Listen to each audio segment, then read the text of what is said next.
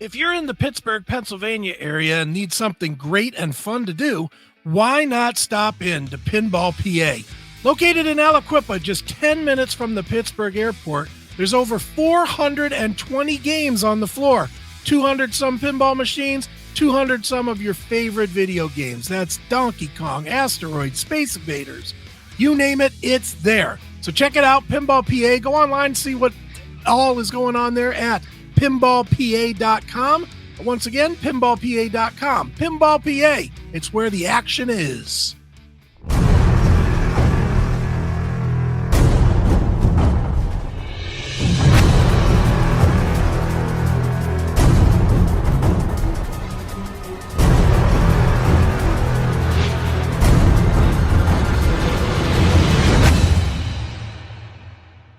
It is CMS Music with Chris Akin, and I, of course, am Chris Akin, and joining me today, a legend of hard rock and heavy metal of sorts. He is one of the founders of the mighty Blue Oyster cult. He's also one of the founders of Blue Coop, which has been kicking it recently and doing a great job as well. And he is back with, I'm going to say, the culmination of 40 years of an idea with IMAGINOS II, Bombs Over Germany. He, of course, is Mr. Albert Bouchard. Albert, how are you, man?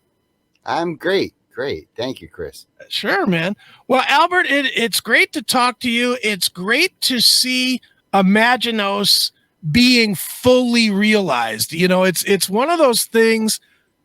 People that are Blue Oyster cult fans have always talked about this record, and it has, you know, a weird history to it, that maybe it was a Blue Oyster cult record, maybe it was a solo record for you that sort of got pulled into Blue Oyster cult, you know, but it's always had that lure. So why don't we start there? Why don't you, just to kind of spell it out, talk a little bit about this idea and how it has grown to where we are today with IMAGINOS II.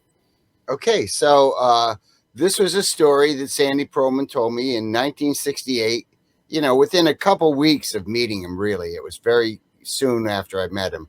And he told me this story about, you know, this idea he had for a story, which I thought was great. It was epic. It was like a big, huge story, you know, that spanned several centuries and, you know, all the cultures and all over the world.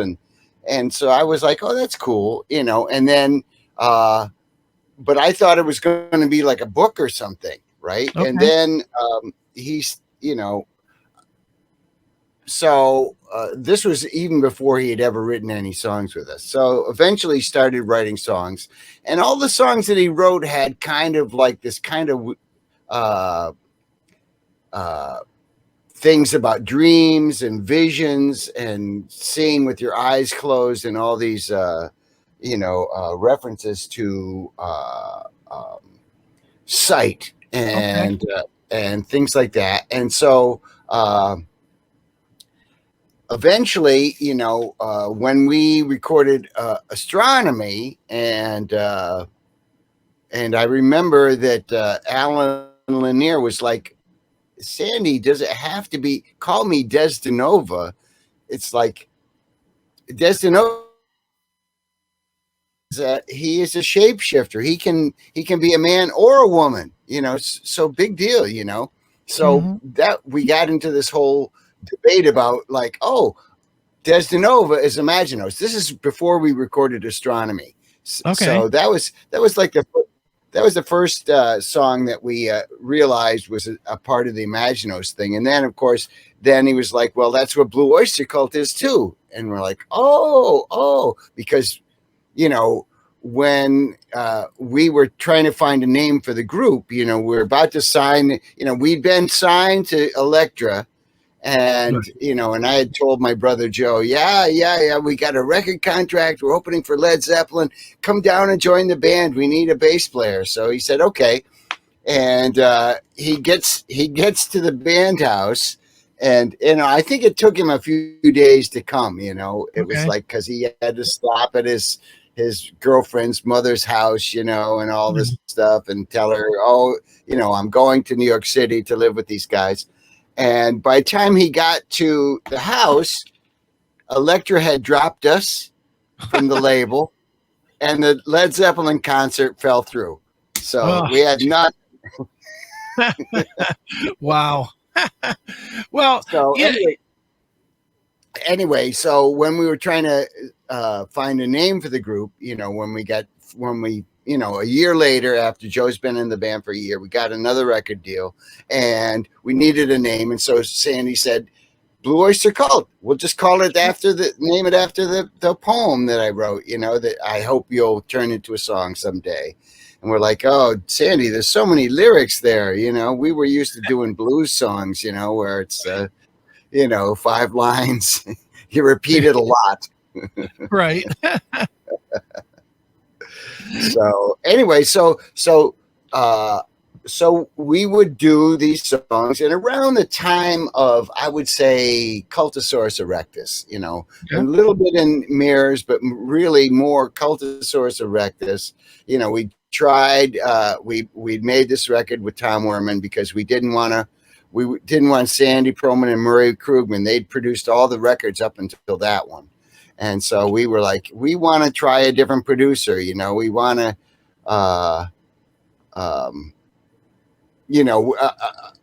we'd had great success when David Lucas came back and, co-produced Agents of Fortune and Spectres. Those were, gold and platinum records. So we said,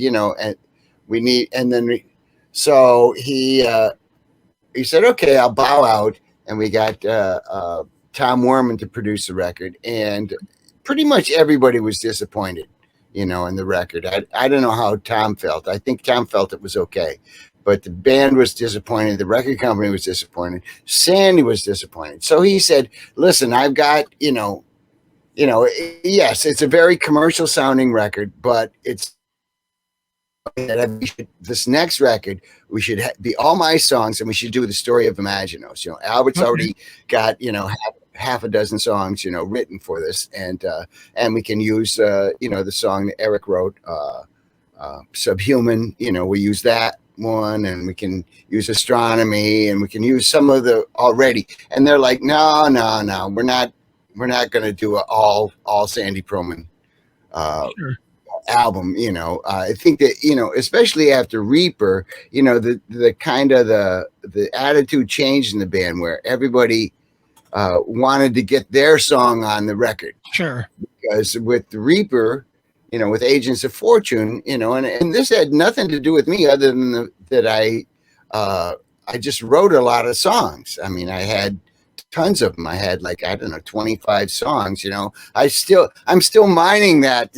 Right. that vein, that creative period before Agents of Fortune. So I ended up writing half the songs on the record. And when it came time to split the money, I said, oh, just give everybody the same.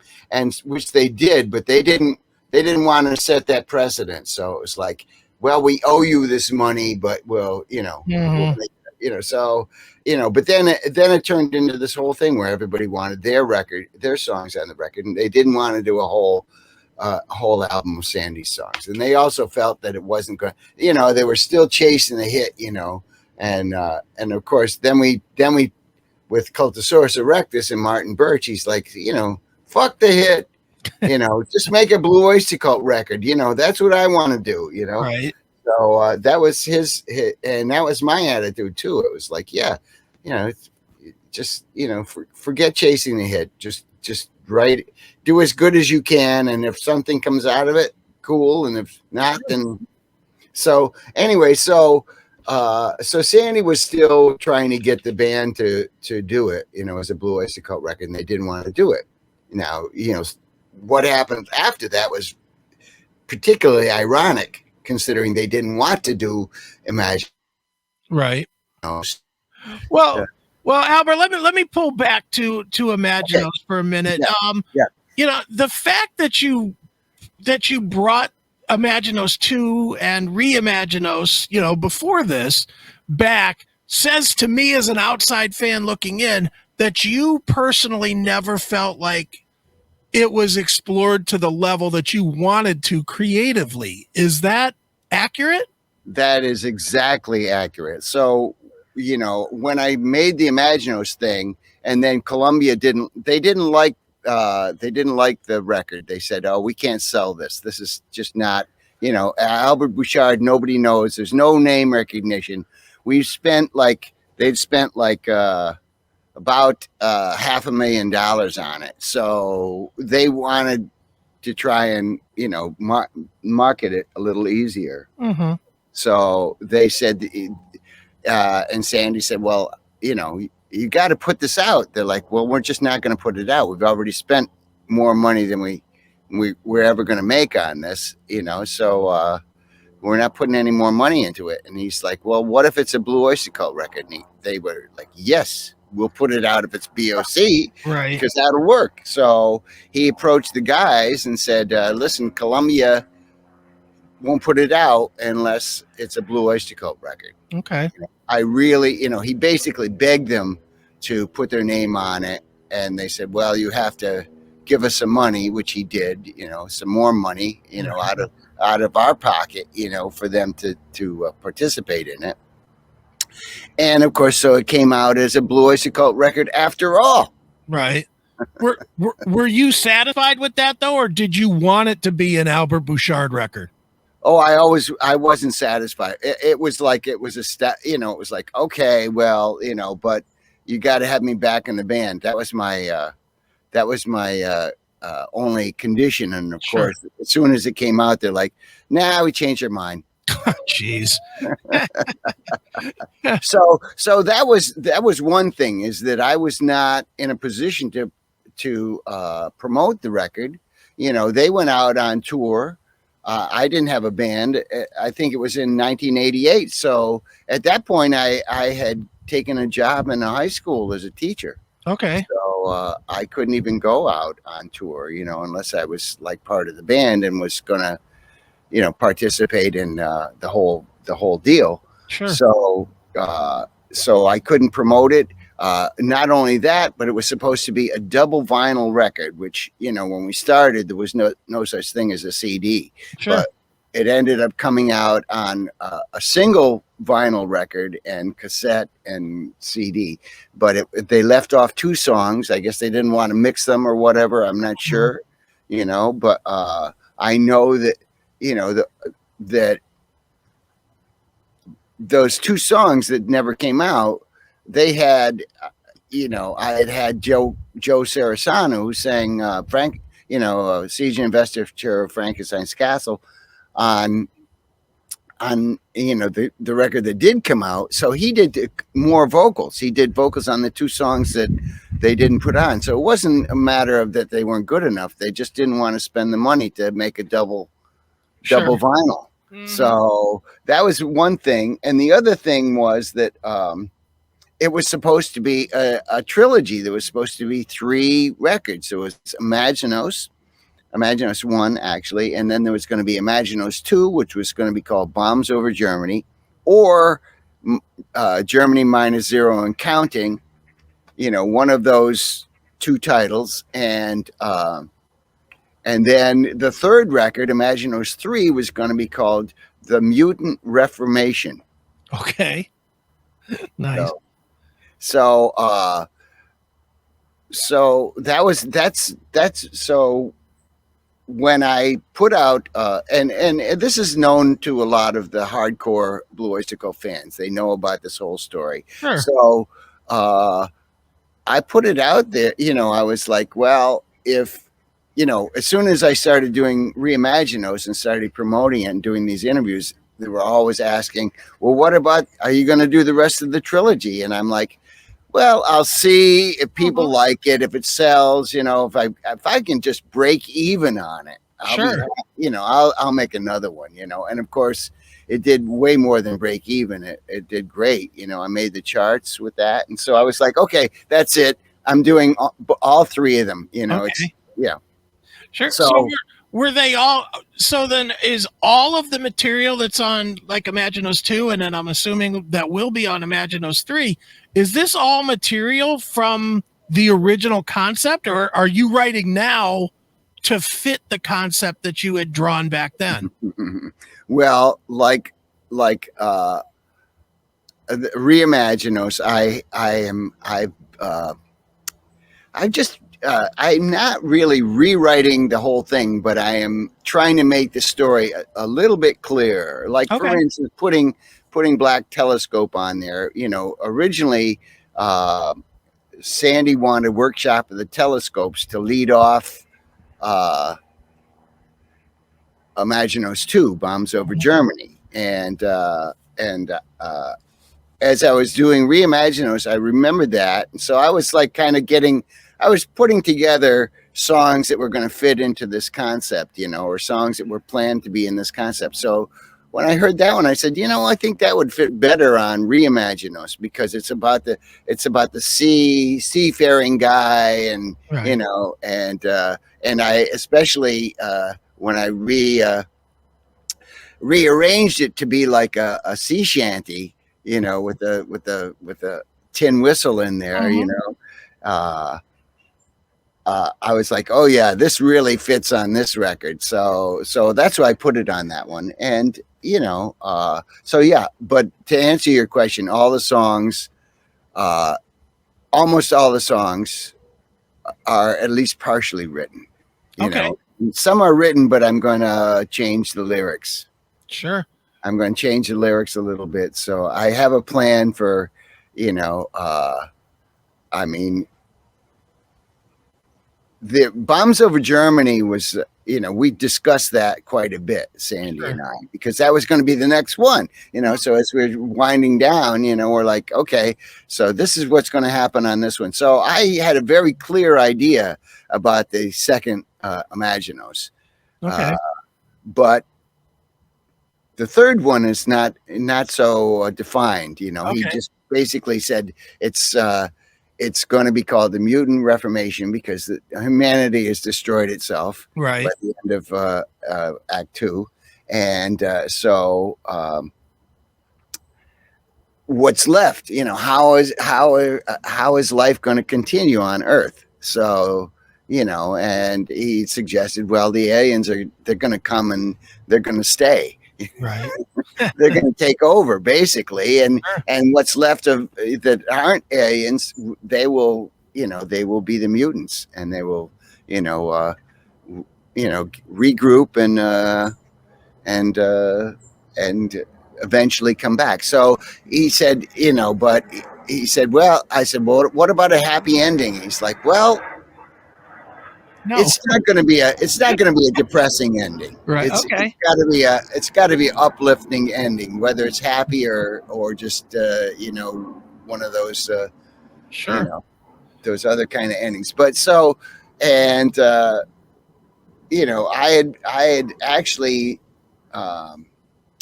when he had his accident and I visited him in the hospital, I made a promise to him that I was going to do all 3 acts, and I was going to redo this thing, and it's taken me a while to get to really think that I could do it, actually, even you know, without, you know, I mean, Blue Coupe they didn't seem enthusiastic, and the other thing is that I started working with this band out of San Francisco. So it's a space rock band, and they originally grew out of people, you know, like people that had played with Dave Brock and Hawkwind.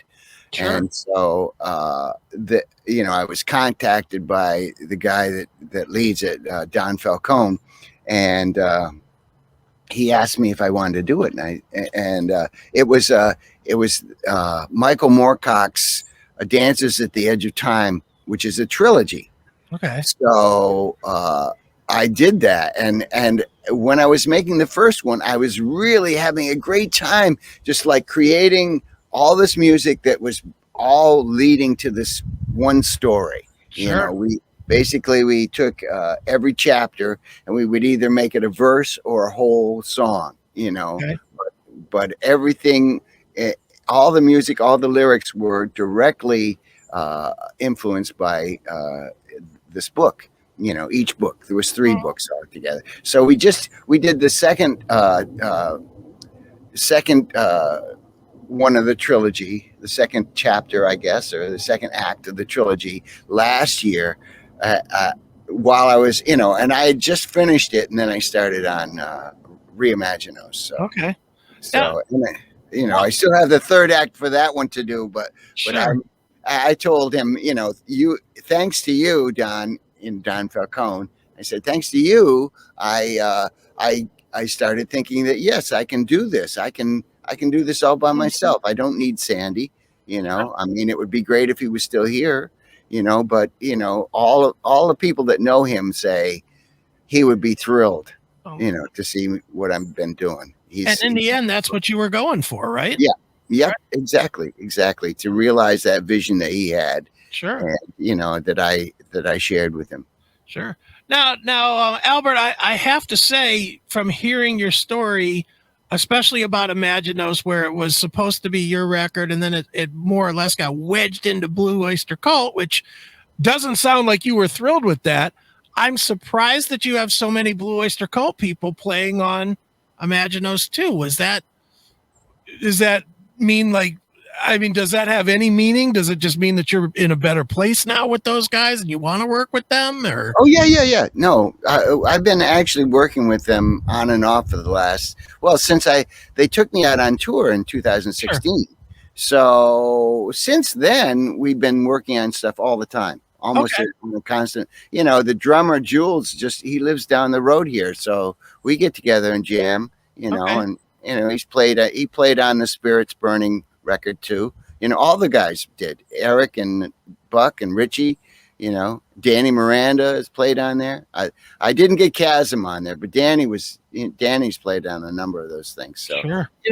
It's basically all my people. All right. Exactly. Dictators and Shakin' Street and all the bands that I'm associated with. Right. And for you, that's got to be great because you get to, without having to necessarily join a project that maybe you're not quite as, fully invested in now, you get to work with all your people. I mean, we all know you're in a band. It's a friendship. So it's like a family. Yeah. And now for you with this record anyway, you really got to reconnect with so many family members, right? Oh yeah. There's like 17 musicians on the record. So it's pretty awesome. Sure. Pretty awesome. No question. Now, Albert, the last few years, you've gotten a nice bump, I think, nationally with Blue Coupe. Blue Coupe definitely came from out of nowhere, kind of, and really got some good attention. And that's obviously with your brother and Dennis Dunaway. Mm-hmm. Were you surprised at the attention that project got as its own entity, not as compared to the other bands that you guys had been to? I wasn't really surprised. I mean, but that band is like, that was never even supposed to be like a professional deal. That was just a hobby. It's just like we got together and we played a gig, and somehow people heard about it and said, oh, would you like to do this? And would you like to do that? And it's still like that. We don't have a manager. We don't have a booking agent. People they will write to me, or they'll write to Dennis, or they'll write to Joe and say, hey, could Blue Coupe come and do this thing? So yeah, we still are getting gigs. We've got a couple gigs this coming summer, and it's a great. We always have fun. That's the only goal, is to have fun. And national attention. That's fine too. I mean, but you got basically three very strong songwriters. Right. Together in one group, and even though we've only made 3 records, we've done a bunch of other stuff for other people, as a group. So and even when we play live, I would say maybe 30 to 40% of the time we have a guest artist come and sit in with us and play with us. Just, especially like guitar players. Like we had Ryan Roxy come, and he played a bunch of gigs with us. We had Steve Conti come, and he played some gigs. So, we had Nick Dudinsky, who's in a prog rock band. We had we've always had, we had, when we were in Europe, we had this guy who was the best Alice Cooper tribute act in Scotland. He came and did some Alice Cooper songs with us. It was, so it's always, you know, because there's only 3 guys, there's room for people to come in and, you know, do their thing. Right. I don't get the impression that you have any thoughts at all of retiring now or ever. True? I already did retire. I retired from my teaching job. My teaching job. Well, I retired from music when I didn't really retire though, because I continued to make records the whole time that I was teaching. Right. There was a couple of years where I just did, you know, I had to go back to school. I dropped out of college to start the band that became Blue Oyster Cult with Buck Dharma. Right. You know, we were both in college together, and we dropped out together to start this band. So I didn't have a college degree when I started teaching. So I had to go back to school, get a degree. And then after you get the degree, you've got to get a master's. So eventually there was a year where I was getting my master's where I was just like, you know, right. up to my eyeballs and homework and reading and writing and all this other stuff, you know, that just, which was good for me. You know, I think that when I went back to college to finish, instead of the first time where I was out of high school and I was like, I want to get a job that makes a lot of money. I want to be a civil engineer, you know, right. Work outside all the time during the day, you know. So eventually I realized, wait a minute, no, you know, it's better to do something that you really love. And it's really, if you're going to go to college for something, it's better to study something that you're really into. Like when I was in college the first time, I would get like, I got like maybe 1 or 2 B's. Okay. And then everything else was a C except for a couple D's and a couple F's. So, you know, whereas when I went back and I took music, right. You know, I got my degree in music, I got nothing but A's. Right. And then when I went to graduate school, I got 2 B's and everything else was A. So, you know, because I was studying things that I wanted to study. I got a graduate degree in English. Sure. Okay. So, excellent. Now, you know what, Albert, I've always been curious about this with Blue Oyster Cult specifically. And I think it comes from the fact that I'm just a touch young for Blue Oyster Cult. I'm 53. So you guys were you'd already had the biggest success that the band had just before I really became a music guy, so to speak. Mm-hmm. My thought though always was Blue Oyster Cult, if you guys would have come out 5 years, 6 years later, you would have had the chance to make the gigantic money. And not that Blue Oyster Cult was not big. I certainly understand it was, but I always felt like, you know, the 80s is when all the money came into the industry. So when you look at it, is there a part of you that ever thought about, man, I wish we would have just come out a little later, or were you just thrilled that it happened at all because it doesn't happen for so many people? Well, I think that, you know, if we'd come out later, you know, who knows? There might not have been a Metallica, you know. I mean, I'm sure there would have been, but it wouldn't have been the same. I mean, so we blazed some ground for you know, those groups that made all that money, and I don't begrudge them at all. You know, they deserve it. For me, you know, ever since I left the band, basically, even when I was still in the band, I've always had enough money. I mean, I've always had, you know, not rich. You know, if I wanted something, I would have to save for it, like, you know, like normal people do. Right. You know, I couldn't just, you know, do the Michael Jackson thing and get gold-plated toilets or something, you know, that I don't even know if I'd want. I think I wouldn't want that. Sure. No question. It just seems to me that the 70s, for as many great rock / metal bands as there were, it just seems like there's an inordinate amount of those bands that didn't reap the benefit from it. That I will say lesser bands from the 80s, and I don't want to name any specifically, but there were a lot of bands that made a lot of money in the 80s that did not have the musical chops and the songwriting chops of a Blue Oyster Cult, a Led Zeppelin, a Black Sabbath, you know, all of those bands just seem to have more pure talent to me. You agree? Or Yeah, I don't know. Yeah, I think that I don't know how important chops are. I think that if you have good, if you're a good player, you can create some interesting things for people, you know, especially, or more intriguing things possibly. But you know what it takes to be successful in music is not that complicated. You know, I think it's, you look at a band like Kiss, yeah, I mean, do they have amazing chops? no, not really. Absolutely not. You know, they're as simple as you can get, just about. So, you know, and there's so many, Kiss fans that just, they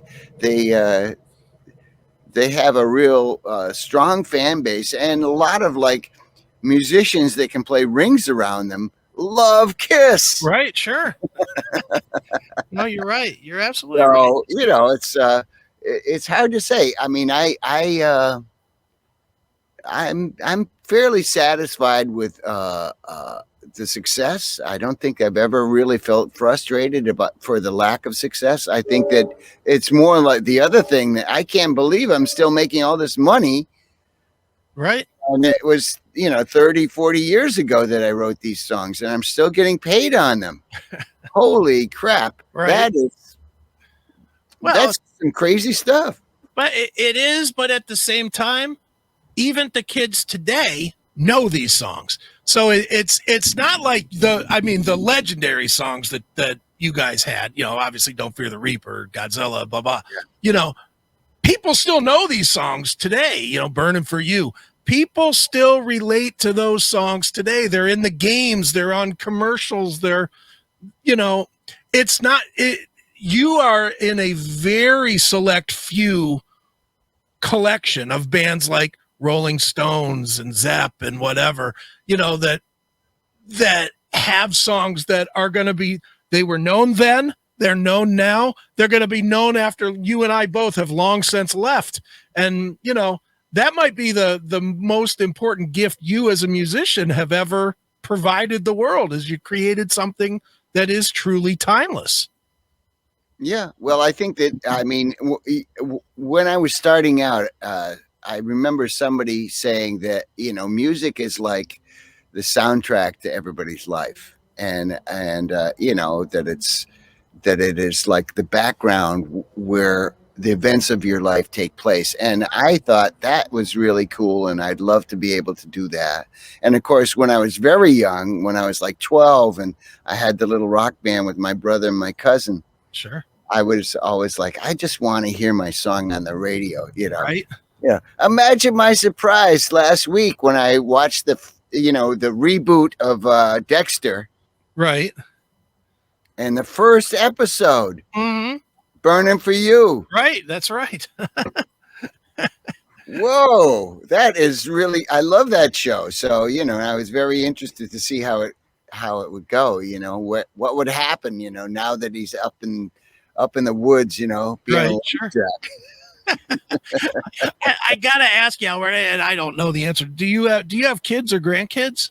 I have 2 sons. That's it. No grandkids. Okay. When that happens, when something comes up like the Dexter thing, do you immediately pick up the phone and make a call or a text and say, "Hey, did you see?" Or you just kind of contain it for yourself? No. Yeah. I mean, I know that my older son texted me and said that he happened to turn on a football game, which he doesn't even really watch, and he saw that they played Reaper. Okay. In the football game. It was a NFL game. So sure, dude. I mean, they will tell me if they see something. Hey, Dad. You say that like that happens to all of us, man. It doesn't happen very often, man. It's a good thing, man. Well, Albert, obviously, man, IMAGINOS II, Bombs Over Germany, -0 and counting.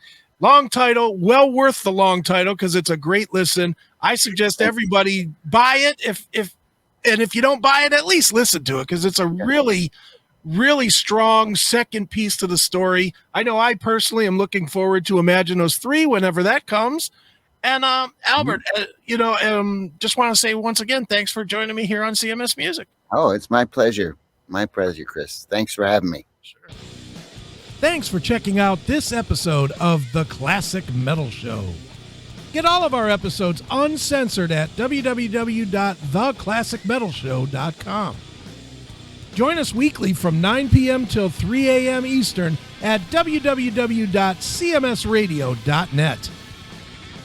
Participate in the live chat room at www.chatandkill.com. Once again, thank you for checking out The Classic Metal Show with Neely and Chris. Hail and kill, fuck you, pal, and hand job.